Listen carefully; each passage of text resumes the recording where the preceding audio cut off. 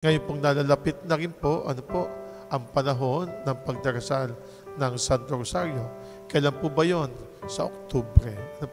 Hindi man po ibig sabihin tuwing Oktubre lamang po tayo, ipinapaalala po sa atin ni Santo Domingo na araw-araw tayo'y makibahagi sa pagdarasal ng Santo Rosario. Kung hindi ka man po makasama sa karamihan, kahit may kayo nag-iisang nagdarasal. Kung kayo pagod na sa iyong pagtatrabaho, pagkilos araw-araw, pagdating po ng gabi, bago ka matulog, o habang ikay natutulog, habang kayo nakahiga, pwede ka pong magdasal po ng Santo Rosario.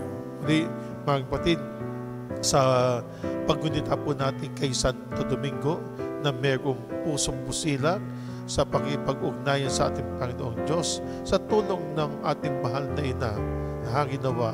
Katulad nga po ni Santo Domingo, tayo po ay mapuspos ng biyaya ng Diyos sa pamamagitan ng Maria, sa pamamagitan na rin po ng pagdarasal po natin araw-araw ng Santo Rosario.